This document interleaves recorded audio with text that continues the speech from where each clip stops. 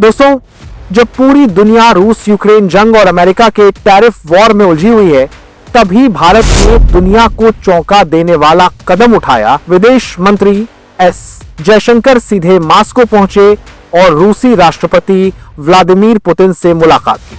वहीं दूसरी तरफ जापान ने भारत में अगले 10 साल में 68 अरब डॉलर झोंकने का प्लान बनाया है। यानी साफ है, आने वाले दशक में भारत की भूमिका पूरी दुनिया के पावर बैलेंस को तय करने वाली है। तो आइए पूरी कहानी गहराई से समझते हैं। लेकिन उससे पहले, अगर आपको भारत की विदेश नीति और आर्थिक ताकत पर गर्व है, तो अभी इसी वक्त इस वीडियो को लाइक कर दीजिए और चैनल को सब्सक्राइब कर लीजिए, ताकि हर बड़ी खबर आप तक सबसे पहले पहुंचे। विदेश मंत्री एस जयशंकर मंगलवार को मॉस्को पहुंचे। उनका मकसद साफ था, भारत और रूस के रिश्तों को नई ऊंचाइयों पर ले जाना। गुरुवार को उन्होंने रूसी राष्ट्रपति व्लादिमीर पुतिन से मुलाकात की। इस मुलाकात में रक्षा, ऊर्जा, विज्ञान, तकनीक और व्यापारिक सहयोग पर गहन चर्चा हुई। यह बैठक ऐसे समय में हुई जब अमेरिका ने भारत पर टैरिफ बढ़ा दिए हैं और पश्चिमी देश रूस पर लगातार दबाव डाल रहे हैं।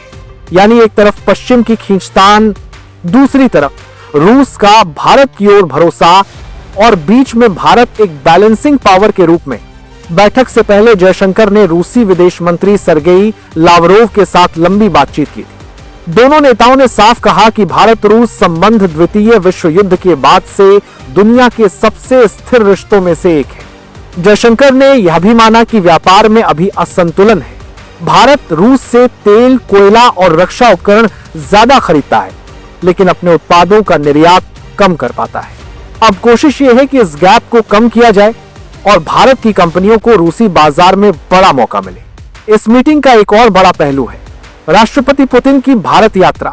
खबर है कि नवंबर या दिसंबर में पुतिन दिल्ली आ सकते हैं, जहां कई बड़े समझौतों पर दस्तखत हो सकते हैं, जैसे रक्षा सहयोग, ऊर्जा निवेश, आर्कटिक क्षेत्र में साझेदारी और विज्ञान तकनीक के एक्सचेंज। यानी मौजूदा हालात में जब दुनिया में समीकरण बदल रहे हैं, भारत और रूस फिर से अपने रिश्तों को नई दिशा देने की तैयारी में है।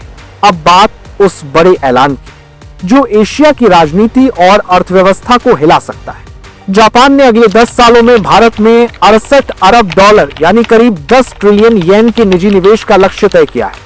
यह घोषणा पीएम मोदी की इस महीने के अंत में होने वाली जापान यात्रा के दौरान हो सकती है। रिपोर्ट्स के मुताबिक यह निवेश खास तौर पर होगा सेमीकंडक्टर्स, आर्टिफिशियल इंटेलिजेंस, स्वच्छ ऊर्जा, जरूरी खनिज और मेडिकल सेक्टर, यानी भविष्य की टेक्नोलॉजी और रिसोर्सेज में भारत जापान की साझेदारी।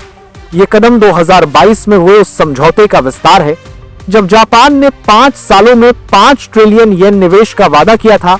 लेकिन अब यह लक्ष्य और बड़ा हो गया है। इसके पीछे एक और बड़ा कारण है चीन का बढ़ता प्रभाव।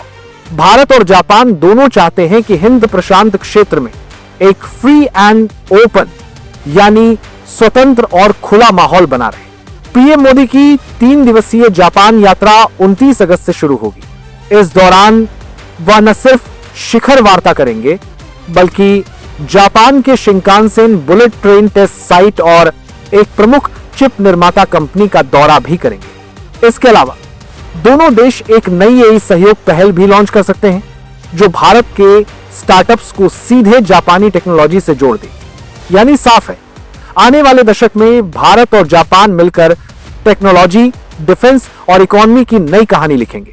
दोस्तों सोचिए, एक तरफ रूस के साथ रणनीतिक साझेदारी, दूसरी तरफ जापान के साथ हाईटेक निवेश और बीच में अमेरिका का टैरिफ प्रेशर। यह सब मिलकर एक ही संदेश देता है, भारत अब सिर्फ दर्शक नहीं, बल्कि दुनिया की पॉलिटिक्स और इकोनॉमी का सेंटर पॉइंट बन चुका है। अब सवाल है, आने वाले 5 से 10 सालों में भारत किस तरफ झुकेगा, रूस और जापान की तरफ या अमेरिका और पश्चिमी देशों के साथ?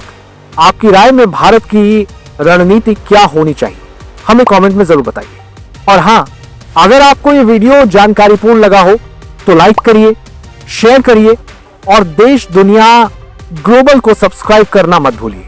मिलते हैं अगले वीडियो में। जय हिंद।